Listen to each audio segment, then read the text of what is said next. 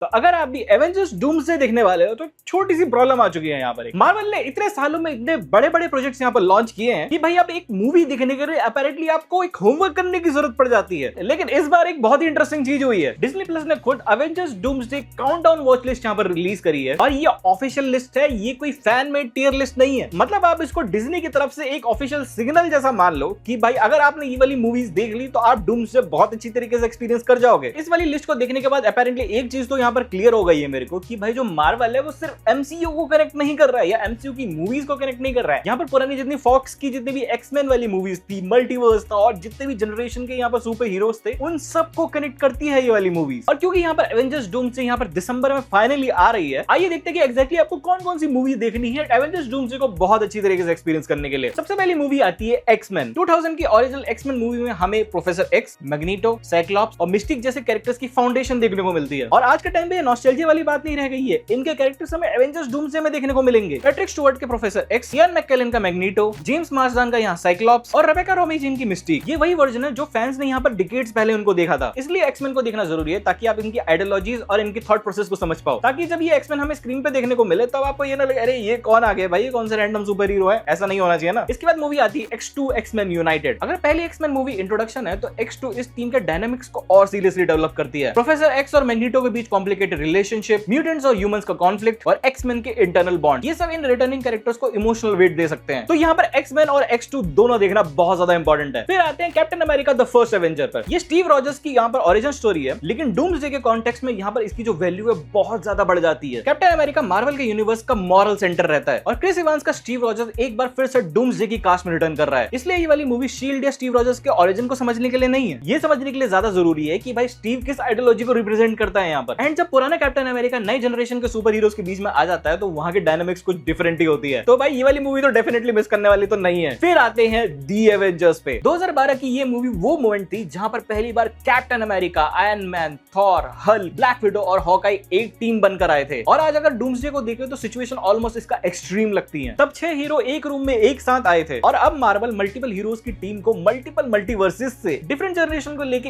एक साथ बैटलफील्ड पे उतार रही है। मान के चलो एवेंजर्स डूम्सडे देखने के लिए पहले एवेंजर्स तो देखनी बहुत जरूरी है भाई, क्योंकि भाई ये वाली मूवी देखने के बाद आपको एग्जैक्टली पता लग जाएगा कि भाई यहाँ पर एक टीम अप मूवी या यूनिवर्स वाली मूवी कैसी होती है। फिर आती है भाई एवेंजर्स इन्फिनिटी वॉर एंड यहाँ से भाई स्टेक्स कॉस्मिक लेवल पे चले जाते हैं। थैनोस, इन्फिनिटी स्टोन्स, एवेंजर्स और गार्डियंस का कोलिजन और फिर एक ऐसी एंडिंग जिसकी किसी ऑडियंस ने कल्पना तक नहीं कर रखी थी। एंड मेरे अकॉर्डिंग भाई इन्फिनिटी वॉर इन्फिनिटी सागा का सबसे बेस्ट मूवी है। लेकिन डूम्सडे के लिए इसकी इंपॉर्टेंस सिर्फ इसलिए इतनी नहीं है कि भाई ये एवेंजर्स की सबसे बड़ी मूवी है। इन्फिनिटी वॉर ने हमें एक ऐसा विलन दिखाया जिसकी आइडियोलॉजी को समझते समझते ऑडियंस का एक हिस्सा उसके साथ एग्री करने लग गया। जो डूम्सडे है वो ऐसी विलन के अराउंड यहाँ पर बिल्ड हो रहा है जो अपने आप को विलन मानता ही नहीं है। यहाँ पर जो डॉक्टर डूम है वो अपने आप को हीरो, सेवियर या एक नेसेसरी फोर्स की तरह देखता है, जस्ट लाइक थैनोस। तो एक तरह से कह सकते हैं कि इन्फिनिटी वॉर में जिस तरह से एक मॉरली कॉम्प्लिकेटेड विलन का एक टेम्पलेट दिखाया था, डूम्सडे में डॉक्टर डूम भी उसी तरीके का एक अलग वर्जन हो सकता है। और भाई अगर आपने इन्फिनिटी वॉर देख लिया तो एंड गेम देखे बिना तो आप आगे बढ़ ही नहीं सकते। तो अगली आती है एवेंजर्स एंड गेम। यहाँ पर स्टीव रॉजर्स, टोनी स्टार्क और नताशा जैसी बड़ी कैरेक्टर्स की स्टोरी का यहाँ पर इमोशनल कंक्लूजन दिया गया है। और यहाँ पर सिचुएशन इसलिए इंटरेस्टिंग हो जाती है क्योंकि जो रॉबर्ट डाउनी जूनियर का आयरन मैन था वो अब नहीं रहा, बल्कि अब डॉक्टर डूम के रूप में वापस आ रहा है। इसलिए टोनी स्टार्क और डॉक्टर डूम के बीच में जो इमोशनल कनेक्शन दिखाने की यहाँ पर कोशिश की जाएगी यहाँ पर डूम्सडे में, उसको देखने के लिए यहाँ पर एवेंजर्स एंड गेम देखना बहुत जरूरी है। उसके अलावा स्टीव रॉजर्स का फ्यूचर, उसका टाइम ट्रैवल एंड उसका ओवरऑल एमसीयू लेगेसी भी डूम्सडे का बहुत इंपॉर्टेंट हिस्सा है। तो इसलिए अगर आप डूम्सडे से पहले कुछ मूवीज देखना चाहते हो तो एवेंजर्स एंड गेम भाई उस लिस्ट में होनी चाहिए भाई। अब आते हैं भाई मल्टीवर्स सागा के कुछ इंपॉर्टेंट हिस्सों पे। सबसे पहले बात करते हैं यहाँ पर Shang Chi and the Legends of Ten Ring. Shang Chi की स्टोरी एक ओरिजिन मूवी की तरह स्टार्ट होती है, लेकिन टेन रिंग्स की मिस्ट्री को मार्वल ने इंटेंशनली अनरिजॉल्व छोड़ा है और शॉन्ग-ची के रिटर्न की वजह से ये मिस्ट्री और भी ज्यादा इंटरेस्टिंग हो जाती है कि टेन रिंग्स हैं क्या, इसकी ओरिजिन क्या है और क्या इनका डॉक्टर डूम से या फिर लार्जर मल्टीवर्स से कोई कनेक्शन है कि नहीं, क्योंकि भाई इन सब क्वेश्चंस का कोई भी आंसर अभी तक नहीं दिया गया है। बट भाई ये वाली मूवी को यहाँ पर इग्नोर करना थोड़ा सा रिस्की मामला है क्योंकि भाई शॉन्ग-ची डूम्सडे में तो है भाई। उसके बाद आती है ब्लैक पैंथर वकांडा फॉरएवर। इस मूवी को इस वाली लिस्ट में रखने के दो बड़े रीजन यहाँ पर है। सबसे पहला, शूरी ऑफिशियली ब्लैक पैंथर के रोल में एस्टैब्लिश हो जाती है। दूसरा, नमोर और टालुकान का इंट्रोडक्शन होना, और ये दोनों साइड के जो कैरेक्टर है एवेंजर्स डूम्सडे में बहुत ज्यादा इंपॉर्टेंट हो सकते हैं। वकांडा फॉरएवर को देखने के बाद अब समझ में आता है कि शूरी किस इमोशनल पोजीशन में है और नमोर दुनिया को किस पर्सपेक्टिव से देखता है। तो जब डूम्सडे में वकांडा और टालुकान के कैरेक्टर्स बाकी हीरोज के साथ इंटरेक्ट करेंगे तो उनकी प्रेजेंस आपको रैंडम कैरेक्टर्स की तरह नहीं दिखनी चाहिए। फिर आता है captain America brave new world. ये वाली मूवी स्पेशल इसलिए क्योंकि यहाँ पर जो सैम विल्सन है यहाँ पर नया कैप्टन अमेरिका बन गया है। स्टीव रॉजर्स का शील्ड पास ऑन होना एमसीयू के लिए एक बड़ा ट्रांजिशन था और ब्रेव न्यू वर्ल्ड दिखाती है कि भाई जो सैम है वो अपनी नई आइडेंटिटी और रिस्पॉन्सिबिलिटी के साथ कैसे डील करता है। तो डूम्सडे में यहाँ पर जो सैम है वो एक मेजर एवेंजर और एक बड़ा लीडर की तरह यहाँ पर सामने आ रहा है। तो अगर आपने इसकी मूवी मिस कर दी तो आपको मे भी फील हो सकता है कि भाई मैं इससे कनेक्ट नहीं कर पा रहा हूँ। तो डेफिनेटली भाई ये वाली मूवी देखनी बहुत जरूरी है। फिर आते हैं भाई डेडपूल एंड वुल्वरीन पे। अगर आप डूम्सडे में पुराने एक्समैन कैरेक्टर्स को देख के शॉक नहीं होना चाहते तो डेफिनेटली ये वाली मूवी तो बहुत इंपॉर्टेंट है। इस मूवी में डेडपूल और वुल्वरीन जैसे लेगेसी कैरेक्टर्स को एमसीयू के मल्टीवर्स के साथ डायरेक्टली कनेक्ट किया गया है। वेड विल्सन, वुल्वरीन, टीवीए और डिफरेंट रियलिटीज, ये सब एक ही स्टोरी में कनेक्ट होते हैं। और सबसे बड़ी बात यहाँ पर ये एस्टैब्लिश किया जाता है कि जो एमसीयू है वो जो पुराने जितने भी लेगेसी कैरेक्टर्स है उनको रीबूट नहीं कर रहा है, वो उनकी एक्सिस्टेंट हिस्ट्री और वर्जन को मल्टीवर्स के थ्रू एक्सप्लोर कर रहा है। यानी मार्वल हिस्ट्री में जितनी भी अलग अलग मार्वल मूवीज आई हैं उनके कैरेक्टर्स अलग अलग यूनिवर्स में एग्जिस्ट कर सकते हैं। इसी वजह से जो डूम्सडे में ओरिजिनल एक्समैन की कास्ट है वापस आ रही है। फिर आता है doctor strange in the multiverse of madness. अगर नाम में ही मल्टीवर्स है तो भाई देखनी तो बनती है क्योंकि मूवी मल्टीवर्स पर डिपेंड करती है। यहाँ पर इस मूवी में doctor strange alternate universe, variants और इनकर्जन जैसे कॉन्सेप्ट डील करता है और मूवी एस्टैब्लिश करती है कि भाई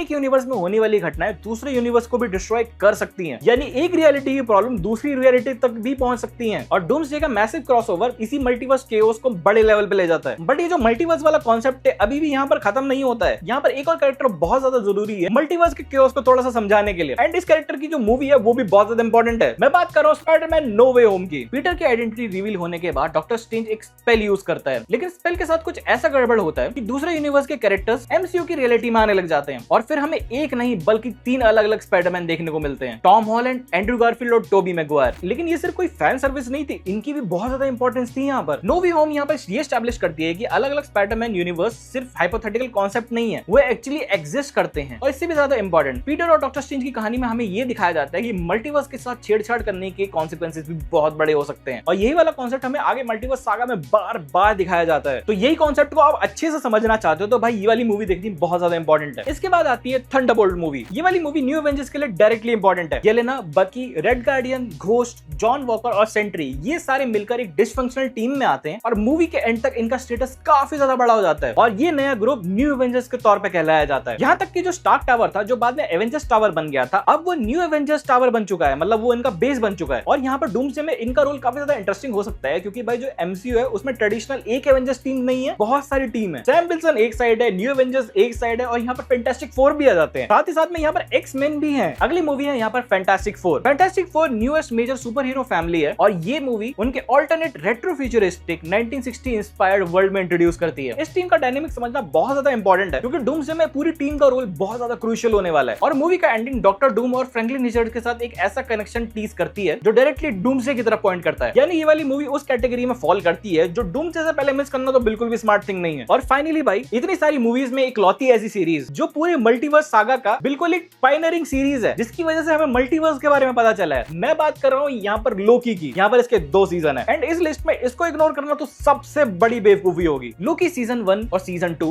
मल्टीवर्स के स्ट्रक्चर, टाइमलाइन, वेरिएंट, टीवीए और लोकी के ट्रांसफॉर्मेशन को एक्सप्लेन करती है और एंड में लोकी का जो रोल है लिटरली टाइमलाइंस और रियलिटीज के सर्वाइवल से कनेक्ट हो जाता है। यानी अगर आपको मल्टीवर्स सागा का सबसे इंपॉर्टेंट मूवी देखनी है या समझनी है तो लोकी देखना तो सबसे जरूरी है भाई। और लोकी का रिटर्न तो डूम्सडे में हो ही रहा है तो ये तो कंफर्म है। पर्सनली रिकमेंड करूं तो एंड गेम के बाद डायरेक्टली आप लोकी सीजन 1 और सीजन 2 देखना तो आपको एक डायरेक्ट कनेक्शन देखने को मिल जाएगा यहाँ पर। तो भाई ये थी वो लिस्ट जो डिज्नी की तरफ से बाहर निकल के आई है जो कि एवेंजर्स डूम्सडे से पहले देखना बहुत ज्यादा इंपॉर्टेंट है क्योंकि भाई डिज्नी भी नहीं चाहता कि भाई 35-40 जितनी भी मूवीज आई हैं, जितनी भी सीरीज आई हैं, आप ये देखो एंड देन डूम्सडे देखने जाओ, ये बहुत ज्यादा होमवर्क है। तो उनको भी पता है कि भाई एग्जैक्टली भाई क्या क्या हमें दिखाना है ताकि लोग डूम्सडे देखें तो अच्छे से समझ में आ जाए उनको क्या देखना है करके। तो आई होप भाई आपको ये एक्सप्लेनेशन पसंद आया होगा। वीडियो अच्छी लगी हो तो लाइक करना, चैनल को सब्सक्राइब करना। मैं मिलता हूं आपसे नेक्स्ट वीडियो में, तब तक के लिए जय हिंद, वंदे मातरम।